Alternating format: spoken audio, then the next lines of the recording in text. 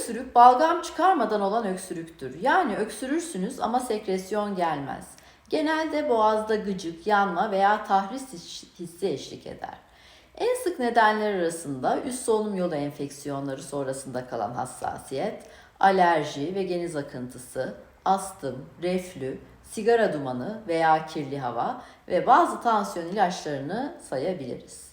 Kuru öksürük özellikle gece artıyorsa, 3 haftadan fazla sürüyorsa, nefes darlığı veya göğüs ağrısı eşlik ediyorsa mutlaka araştırılmalıdır.